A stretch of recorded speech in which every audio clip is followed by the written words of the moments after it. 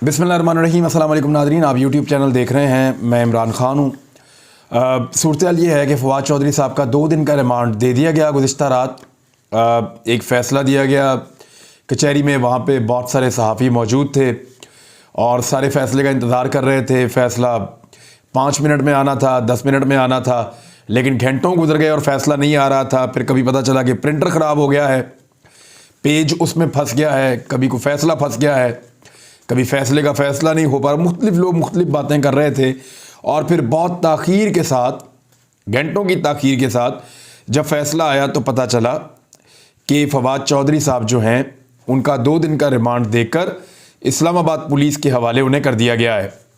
फ़वाद चौधरी साहब ने भी बयान दिया, इमरान खान साहब ने भी स्टेटमेंट दिया है इसी हवाले से, और कुछ अहम चीज़ें हैं मैं आपके साथ शेयर कर देता हूँ, लेकिन कुछ ऑब्जर्वेशंस हैं वो ज़रा आप देख लें। एक तो ये है कि फ़वाद चौधरी साहब को जैसे कचहरी में पेश किया गया, एक तो इस्लामाबाद हाई कोर्ट से, लाहौर हाई कोर्ट से बहुत सारी उम्मीदें वाबस्ता की गई थी लोगों की जानिब से, और ब्रेक से पहले एक केस काबिल समाअत था और ब्रेक के बाद फिर वो काबिल समाअत नहीं था। जो दरख्वास्त थी वो हमने देखा कि वो खारिज हो गई। मैं ख़ुद इसी उम्मीद पे लाहौर हाई कोर्ट पहुँचा कि मैं देखता हूँ कि ये निज़ाम जो है, अदालती निज़ाम, ताकतवर लोगों के ख़िलाफ़ किस तरह से हरकत में आता है और किस तरीके से जो है वो आईजी को जवाब देना पड़ेगा अदालत के अंदर। लेकिन फिर मैंने देखा कि अदालत को आईजी ने मुतमईन कर लिया और अदालत मुतमईन हो गई और फिर केस जो है वो खारिज भी हो गया। हालांकि जब अदालत ने कहा था कि फ़वाद चौधरी को अदालत में पेश किया जाए तो उसके बाद 3 घंटे तक फ़वाद चौधरी साहब लाहौर में ही थे और फिर लाहौर से लेकर उनको इस्लामाबाद पुलिस निकली और इस्लामाबाद चली गई। उनको लाहौर में बहुत मरतबा लोगों ने बताया, सहाफ़ियों ने बताया, लोगों ने बताया, पॉलिटिकल वर्कर्स ने बताया कि जी अदालत ने बुलाया, लाहौर हाई कोर्ट ने, वहाँ लेकर जाना है मुलजिम को, लेकिन किसी ने कोई बात नहीं सुनी। और इस चीज़ पे हमें ऐसा लगता था कि अदालत तौहीन अदालत लगा देगी, हमें ऐसा लगता था कि अदालत इस बात को माइंड करेगी, लेकिन फिर अदालत मुतमईन होगी क्योंकि आईजी साहब ने जाकर वहाँ पे बताया कि उनके मोबाइल के सिग्नल्स नहीं आ रहे थे। इसकी वजह से आईजी साहब जो हैं वो, उनको पता नहीं चला और वो पेश नहीं कर पाए फ़वाद चौधरी साहब को। तो वो अब पंजाब में नहीं है, ना वो लाहौर पुलिस की कस्टडी में है, ना वो पंजाब पुलिस की कस्टडी में है। आईजी इस्लामाबाद फिर आई ही नहीं और ये केस जो है वो खारिज हो गया और मामला ख़त्म हो गया लाहौर हाई कोर्ट की हद तक। फ़वाद चौधरी साहब को जो कचहरी में पेश किया गया इस्लामाबाद में, उसके मनाज़िर जब हमने देखे तो बड़ा अजीब लगा।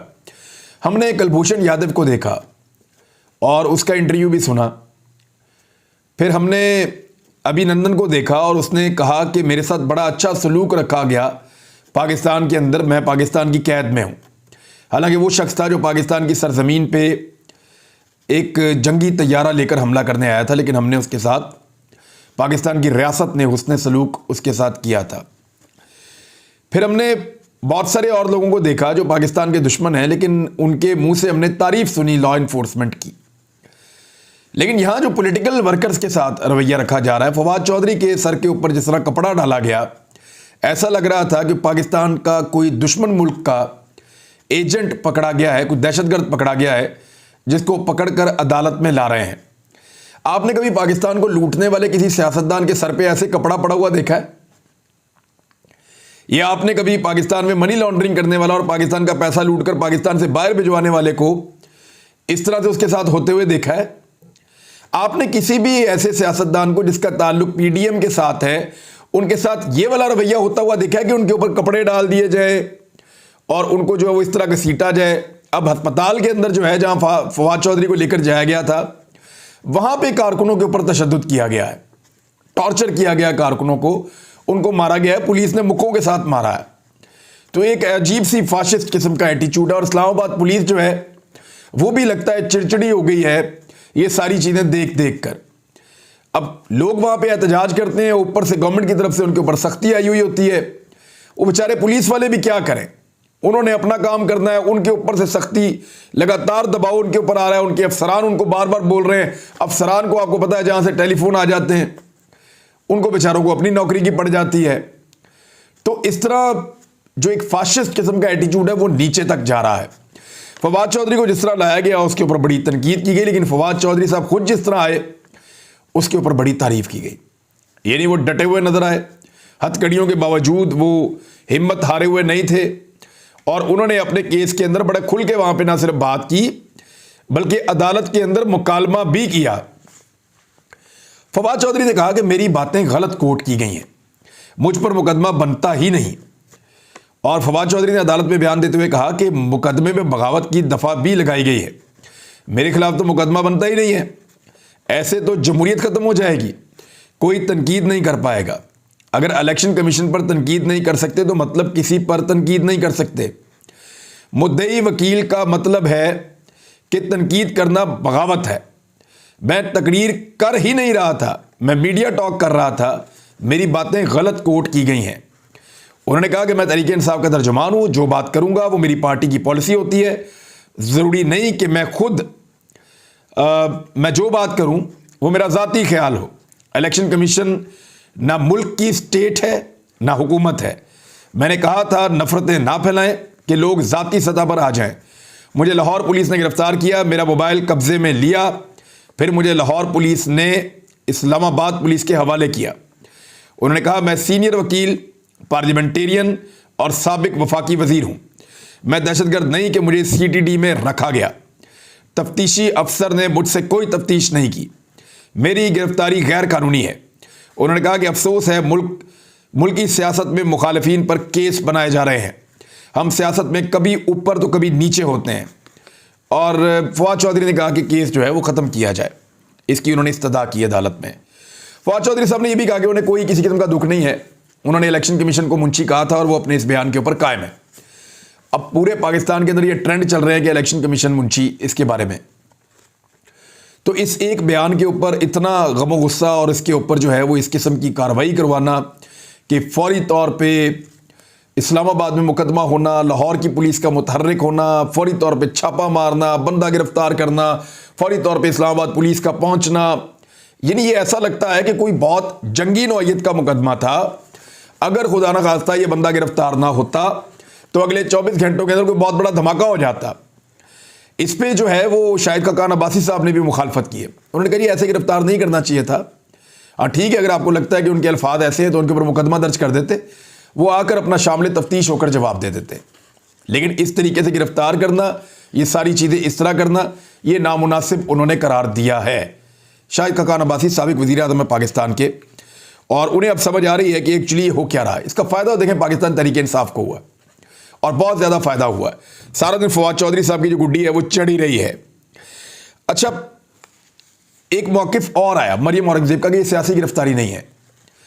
सारा दिन जब से फवाद चौधरी साहब गिरफ्तार हुए PMLN के लोगों ने इस पर सियासत की, अता तारड़ ने, आबिद शेरली ने, बाकी लोगों ने, सब ने इसके ऊपर सियासत की, सियासी बयानात दिए, बल्कि वो अपनी जो गिरफ्तारी की वीडियोज़ हैं वो निकाल कर ला रहे थे। देखिए, नवाज शरीफ गिरफ्तार इसलिए नहीं हुए थे कि उन्हें आज़ादी इजहार राय का मसला था। नवाज शरीफ की गिरफ्तारी इसलिए थी कि उनके पास कुछ जायदादें और कुछ चीज़ें ऐसी हैं जिनका हिसाब वो नहीं दे पा रहे थे और उन्होंने गलत बयानी भी की थी।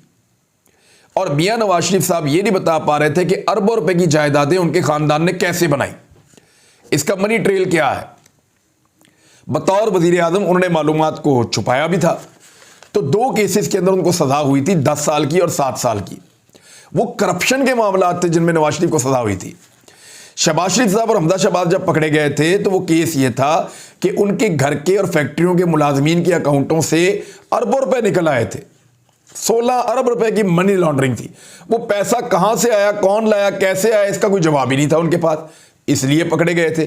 तो जो लोग करप्शन के केसेस में पकड़े जाते हैं उनका मामला कुछ और होता है, और जिनको आज़ादी इजहार राय पे पकड़ा जाता है पूरी दुनिया में उनका मामला कुछ और होता है। दुनिया के कोई भी मुहसिब मुल्क है, वहां पे जब कोई बंदा करप्शन पे पकड़ा जाता है तो वो अपनी वीडियोस छुपाता है, अपना मुंह भी छुपाता है, छुप छुप के रहता है। लेकिन जब कोई आज़ादी इजहार राय की वजह से पकड़ा जाता है या जमहूरियत की आवाज़ के लिए पकड़ा जाता है या आईनी और कानूनी हक के लिए पकड़ा जाता है आवाज़ उठाता हुआ, तो वो दंदना के सामने आकर खड़ा होता है। हमारे यहाँ पे सिस्टम ही उल्टा है। वो जो बंदा इलेक्शन मांग रहा है, इलेक्शन कमीशन के ऊपर तनकीद कर रहा है, गैर कानूनी और गैर आईनी चीज़ों को रोकना चाहता है और आईनी हक मांग रहा है, उसको जो है सर के ऊपर कपड़ा डाल के लाया जाता है और वो जो लोग जिन्होंने करप्शन की है, जो बेईमानी करते रहे हैं, जो मुल्क को लूटते रहे हैं, जब वो अदालतों में पेश होते हैं तो वो फुल मेकअप करके पेश होते हैं। उनको पहले तैयार होने के लिए 1 से 2 घंटे दिए जाते हैं कि आप नए कपड़े पहन लीजिए, तैयार हो जाइए, मेकअप कर लीजिए, आपका अदालत जाने का टाइम आ गया है। यानी मैंने हमजा शहबाज को अदालत जाते हुए देखा तो उंगली के इशारे से पुलिस वालों को इधर और इधर कर देता था। मैंने खुद देखा अपनी आंखों से। हमजा शहबाज ऐसे करके इशारा करता था, पुलिस वाले डर के सहम के पीछे हो जाते थे। और यहां पे पुलिस वाले लोगों को मार रहे हैं, पकड़ रहे हैं। तो इस बात को समझिए कि वो जो एक खबर आई थी कि जनरल कमर जावेद बाजवा की हमायत शरीफ खानदान के साथ थी और उन्होंने ही सलमान शहबाज को पाकिस्तान से बाहर निकाला था, तो फिर आप समझ जाइए कि क्यों शरीफ खानदान गिरफ्तारियों में भी इतना इंजॉय करता था। यानी नवाज शरीफ साहब जब गिरफ्तार थे तो एक वर्ल्ड रिकॉर्ड है मियां साहब के पास, Guinness book of world record में लिखा जाना चाहिए कि उन्होंने रोजाना के हिसाब से लगभग 10 मुलाकातें की हैं। यानी दुनिया की तारीख के अंदर किसी कैदी को इतनी ज्यादा मुलाकातों की इजाजत नहीं दी जाती जितनी मुलाकातें नवाज शरीफ साहब ने की हैं। मौजा ही मौजा। शहबाज शरीफ, इनके वो कमरे देखे जहां पे ये लोग गिरफ्तार थे, टेबल, कुर्सी, बेड, टीवी, अखबार, किताब, हर चीज की सहूलत इन लोगों को मिलती थी। मोबाइल टेलीफोन्स जिनके साथ ये टेलीफोनिक राब्तों में रहते थे अपने घर वालों से, और जब इनसे कहा जाता था मोबाइल वापस करो तो धमकियां भी देते थे। तो ऐसी गिरफ्तारियों में और ये जो अब गिरफ्तारी हुई इसमें बहुत फर्क है। फर्क ये है कि उस दौर की एस्टेब्लिशमेंट गिरफ्तार होने वालों को सपोर्ट कर रही थी, उन्हें अच्छा माहौल फराहम कर रही थी, उनको तकलीफों से बचा रही थी। और इस वक्त की एस्टेब्लिशमेंट गिरफ्तारियों के लिए दबाव डाल रही है और बंदों को निशाने इबरत बनाना चाहती है। निहाल हाशमी की लोग मिसाल दे रहे थे, निहाल हाशमी के बाकायदा ट्रायल हुआ था, केस चला था, उसके बाद गिरफ्तारी हुई थी और सारा मामला हुआ था। ये जो मामला है इसके अंदर रातों रात बंदे को उठाकर गिरफ्तार किया गया है। जमीन आसमान का फर्क है इन दोनों मामलात में। अब एक और चीज है कि फवाद चौधरी साहब ने कहा कि मेरी पार्टी में जो भी बोलता है गिरफ्तार कर लिया जाता है। शहबाज गिल, आदम सवाती और मुझे गिरफ्तार किया गया है। ये लोग इमरान खान को तनहा करना चाहते हैं। ये अहमक तरीन लोग हैं। पाकिस्तान को इकट्ठा करने की जरूरत है। मुंशी वाले अपने बयान पर कायम हूं। अगर मुझे तफ्तीशी ने गिरफ्तार किया तो बताए मेरे घर के गेट का रंग क्या है। तो फवाद चौधरी साहब काफी तगड़े पड़े हैं इनको और बहुत सारे सवालात उन्होंने उठाए हैं। इमरान खान साहब ने कहा कौम से खिताब करते हुए कि जंगल के कानून को मुआशरे में बनाना रिपब्लिक कहा जाता है। जिन ममालिक में कानून की बालादस्ती वो खुशहाल है। अल्लाह पर ईमान है, ज़िंदगी और मौत का एक वक्त मुकर्रर है। मुझे जेल से कोई फिक्र नहीं है, सबको कहता हूँ जेल से नहीं डरना। कितने लोगों को जेलों में डालेंगे, डाल दें। पाकिस्तानी अगर आज खड़े ना हुए तो आगे अंधेरा है। मुझे ऐसा लगता है कि इमरान खान साहब लोगों को तैयार कर रहे हैं कि जेलें भरने के लिए तैयार हो जाओ। हो सकता है कि आने वाले दिनों में हज़ारों लोग या लाखों लोग अपने नाम लिखवाएं कि हम जेल जाना चाहते हैं और जेल भरो तहरीक के लिए काम शुरू कर दे पाकिस्तान तहरीक इंसाफ। यानी लोगों से, वॉलंटियर्स से नाम मांगे जाएंगे कि कौन कौन जेल जाना चाहता है और फिर लोग अपने नाम लिखाएंगे और उसके बाद जेल भरो तहरीक शुरू हो जाएगी और लोग थानों में और जेलों के सामने पहुंच जाएंगे गिरफ्तार होने के लिए। तो हुकूमत कितने लोगों को गिरफ्तार कर सकती है? कैसे डिस्पर्स करेगी इतने ज़्यादा लोगों को? क्या हर जगह पे मुकाबला करेगी? अगर कारकुन आ जाते हैं खुद को गिरफ्तार करवाने के लिए तो उन्हें रोका कैसे जा सकता है? जेलों के अंदर तो गुंजाइश ही नहीं है बंदे रखने के लिए। पहले ही गुंजाइश से ज़्यादा बंदे जेलों में बंद हैं और अगर मजीद बंदे आ जाते हैं तो कैपेसिटी ख़त्म हो जाएगी और ये जेलों में नहीं रख पाएंगे। इमरान खान साहब ने कहा कि आदम सवाती के खिलाफ एक ट्वीट करने पर 30 मुकदमा दर्ज किए गए। अरशद भाई के बारे में बताया उनके साथ जुल्म किया गया। वो खुददार, दयानतदार और मुहिब्बे वतन सहाफ़ी था। मेरे ऊपर कातलाना हमला किया गया। कौन सा जुर्म किया था? अपनी कौम से कह रहा हूं आपका मुस्तकबिल आपके अपने हाथों में है। कौम को अपने मुस्तकबिल के लिए फैसला करना होगा। वादा है जब तक मैं जिंदा हूं कौम के लिए जिद्दोजहद करूंगा। बड़ी ज़बरदस्त और जज्बाती इमरान खान साहब ने तकरीर की है।